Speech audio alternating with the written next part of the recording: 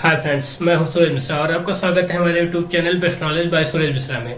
आज हम आए हैं कुछ क्वेश्चन के साथ और इससे पहले हम चैप्टर नंबर 9 जो कि एनसीईआरटी पैटर्न बुक ऊंचाई और दूरी, जिसको बोलेंगे हाइट और डिस्टेंस, त्रिकोणमिति के कुछ अनुप्रयोग, उसका बेस और कुछ क्वेश्चन इससे पहले के लेक्चर में हम अपलोड कर चुके हैं। जिन लोगों ने नहीं देखा वो देख सकते हैं। और आज आए हैं हम कुछ नए क्वेश्चन के साथ। तो स्टार्ट करते हैं क्वेश्चन नंबर 3 जो कि एग्जाम की दृष्टि से महत्वपूर्ण है, वो आ सकता है।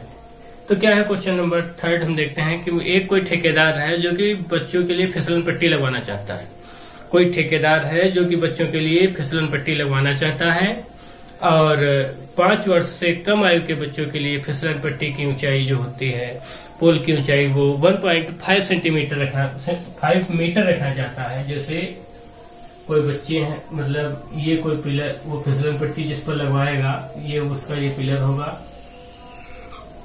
और इसकी हाइट उसने दे रखी है कि 1.5 मीटर। 5 साल से कम के बच्चों के लिए ये फिसलन पट्टी बनवाएगा, उसकी ऊंचाई केवल 1.5 मीटर ही रखेगा। और दूसरी तरफ वो 5 साल से ऊपर के बच्चों के लिए फिसलन पट्टी बनवाना चाहता है जिसकी हाइट वो 3 मीटर रखेगा, जिसकी ऊंचाई जो है 30 मीटर रखेगा, 3 मीटर रखेगा।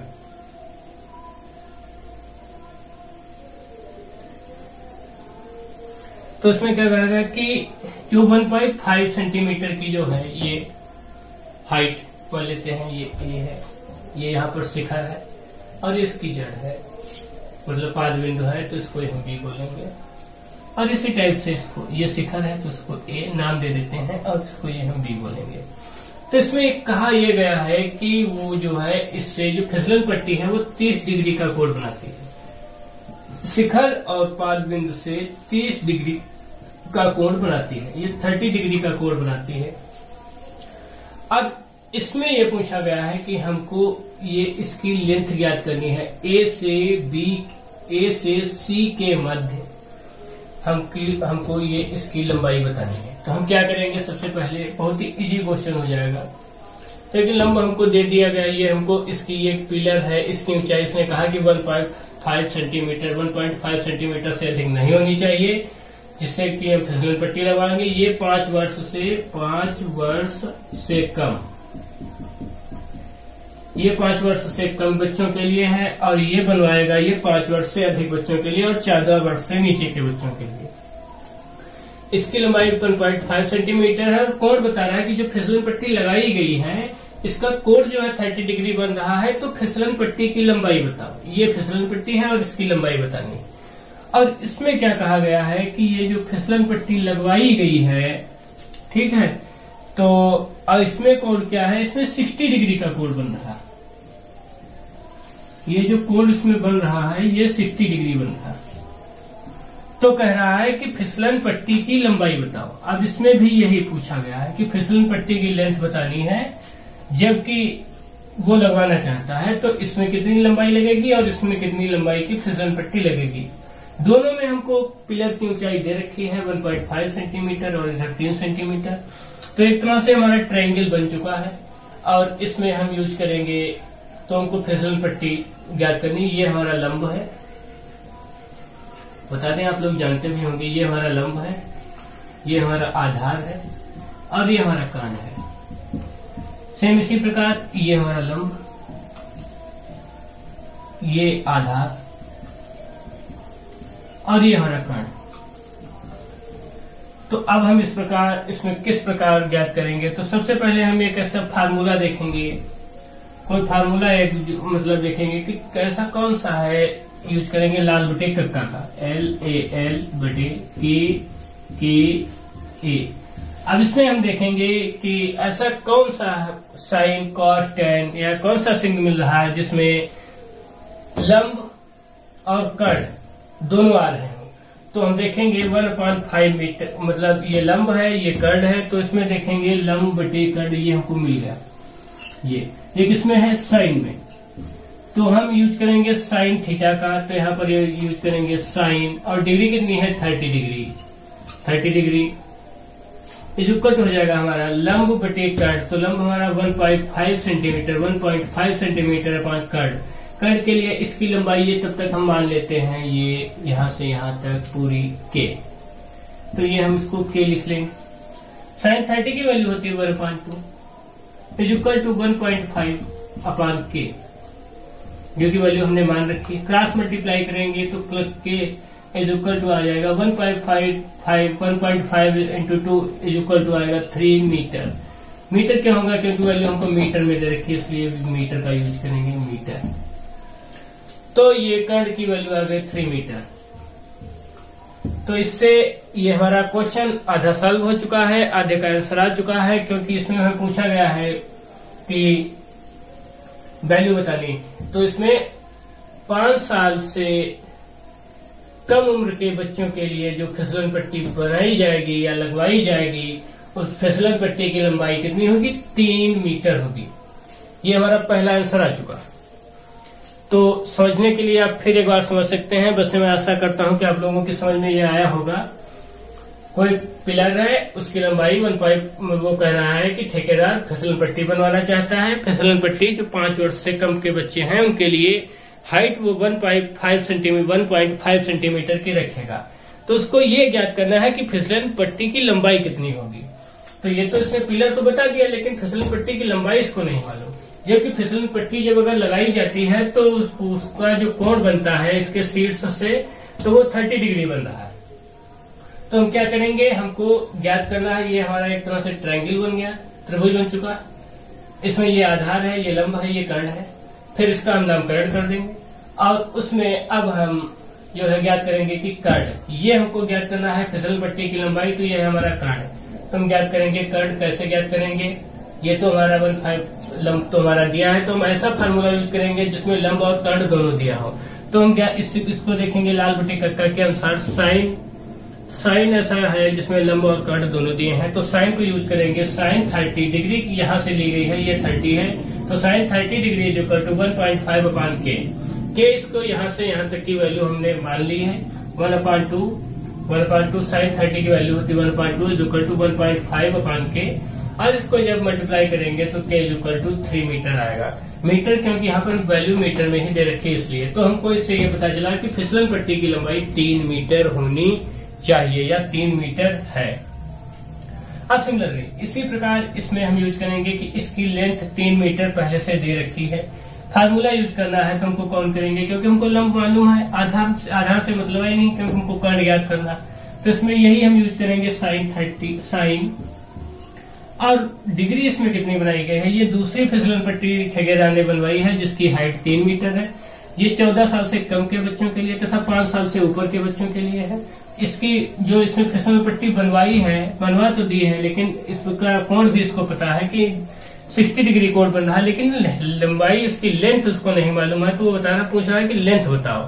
तो क्या करेंगे, साइन और ले लेंगे क्योंकि इसमें लंबा और कर्ण दोनों होते हैं। डिग्री के लिए हम 60 लेंगे क्योंकि यहाँ डी है। इज इक्वल टू हो जाएगा हमारा होता है लंब पान कर्ण, साइन लंब पान कर्ण। लंब क्या है हमारा 3 मीटर है अपान कर्ण। कर्ण हमें मालूम नहीं तो इसको हम यहाँ से यहाँ तक हम के मान लेते हैं। मतलब फिसलन पट्टी की लंबाई हमें नहीं आती तो उसको हम के मानेंगे और लिख देंगे। साइन 60 की वैल्यू होती है √3/2। साइन 60 की वैल्यू √3/2 इज इक्वल टू होता है 3/k। तो हम क्रॉस मल्टीप्लाई करेंगे, यहाँ से 3 2 हो जाएगा 6 और √3 के √3 और k इज इक्वल टू हो जाएगा 3 2 6। तो k इज इक्वल टू आ जाएगा 6/√3। तो इसको अगर हम सही से लिखें तो √3 से इसकी मल्टीप्लाई दोनों तरफ से करवा देते हैं। √3 से करवा देंगे मल्टीप्लाई, √3 और √3 ये हो जाएगा 3, ये हो जाएगा 3, तो 3 1 जा 3, 3 2 जा 6। तो k जो है हमारी मतलब k इक्वल टू आ जाएगा 2√3।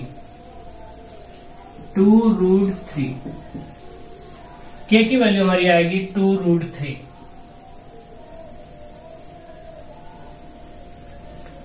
तो अब जो है देखते हैं यहां से, तो ये हमारे आंसर है 2√3।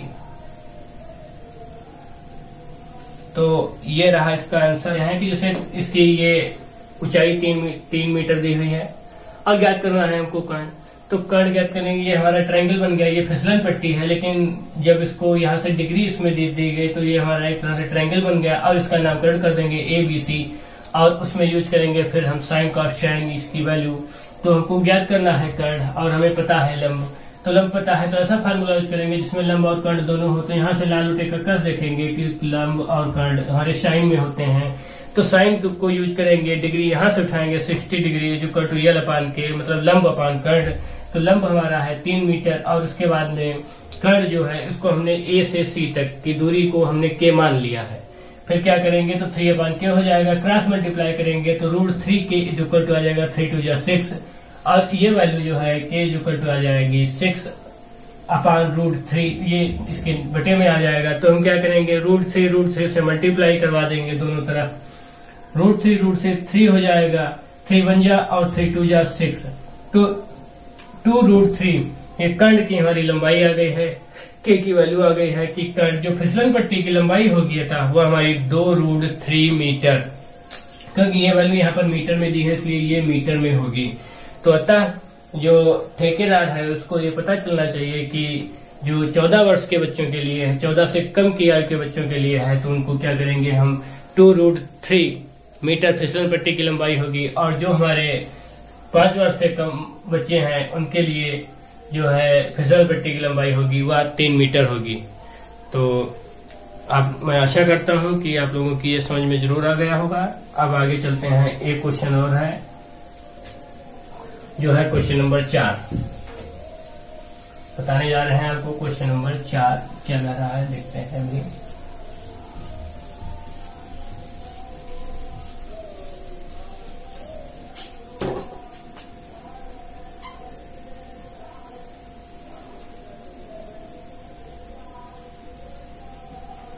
देखिएगा क्वेश्चन क्या कह रहा है कि भूमि के एक बिंदु से जो मीनार के पाद बिंदु से 30 मीटर दूर है। क्वेश्चन क्या कह रहा है कि भूमि के एक बिंदु से, मान लिया भूमि का कोई ये बिंदु है, ये कोई भूमि का बिंदु है, और जो मीनार के पाद बिंदु से, ये मीनार का मतलब मीनार की तली है, जैसे कोई मीनार ये खड़ी है,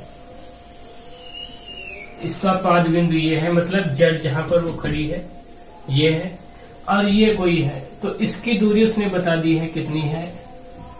कहा गया है कि भूमि के किसी बिंदु से मीनार के पाद बिंदु से 30 मीटर, ये दूरी हमारी मीटर में दे रखी है कि यहां से यहां तक, मतलब ये बिंदु A है, ये बिंदु B है, B तक की दूरी हमारी 30 मीटर है। ठीक, मीनार के शिखर का कोण उन्नयन कोण, उन्नयन कोण मतलब जो नीचे से बनता है, उन्नयन कोण मतलब अगर यहां से हम देखें,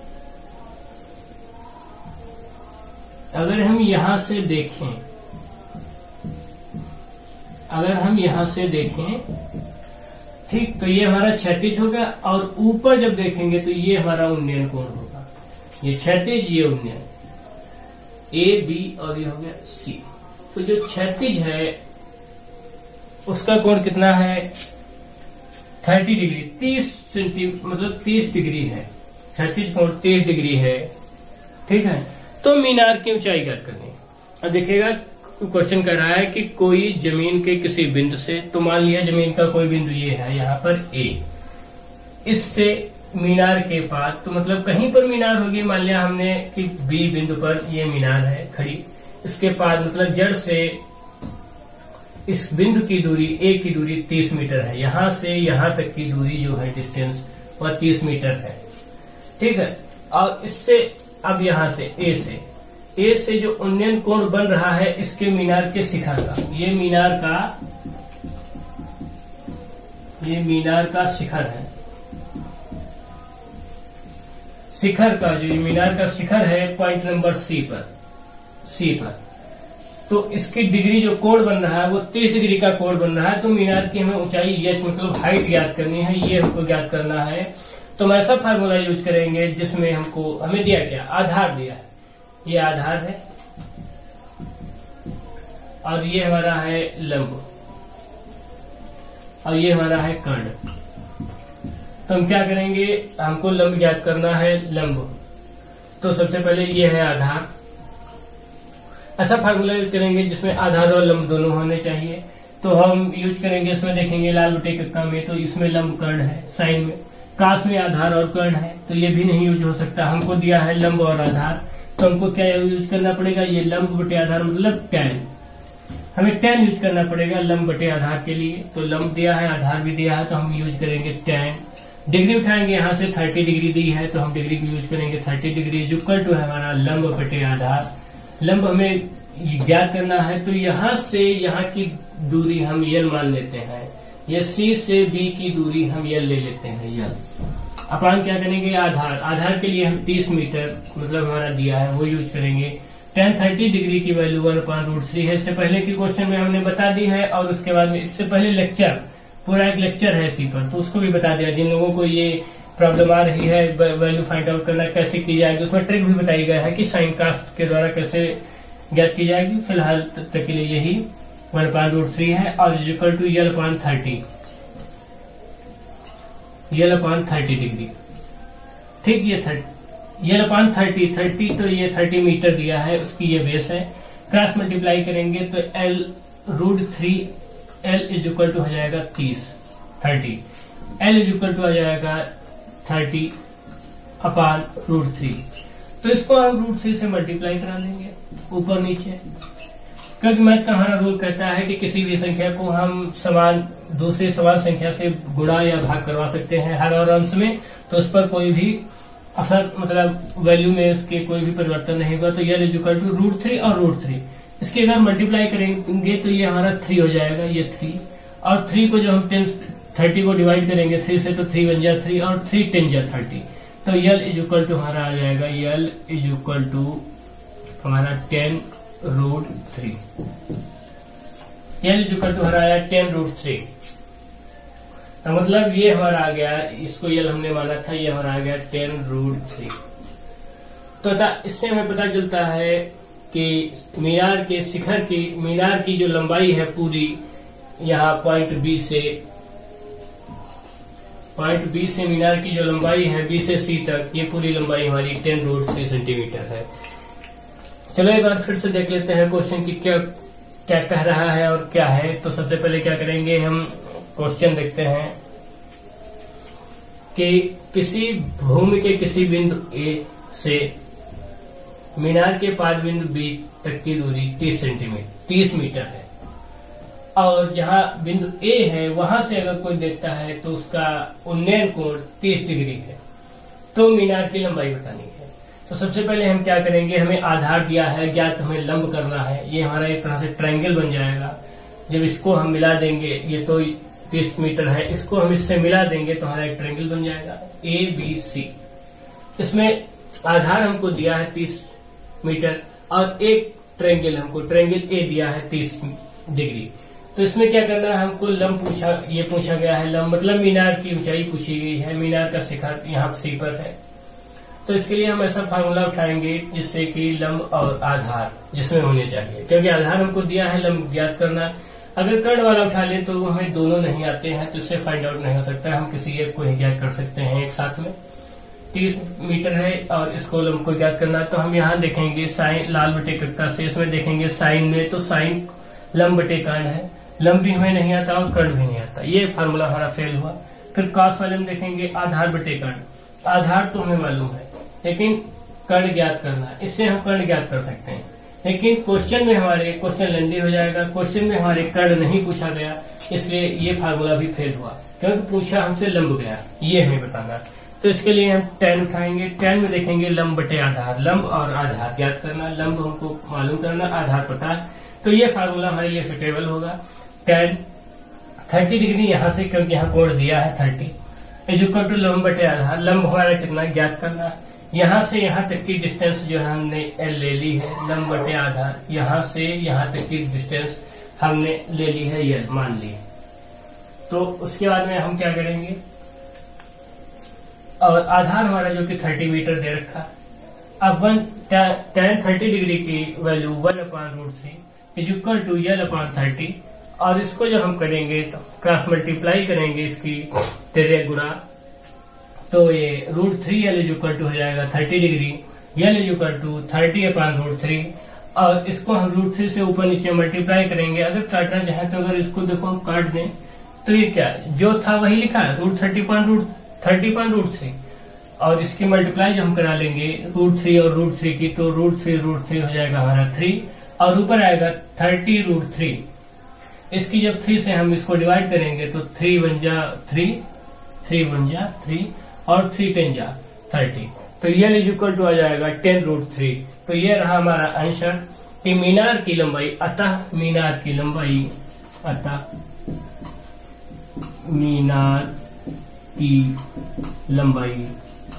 बराबर L हमने मान ली थी, इसकी value L is equal to 10√3 metre आई है।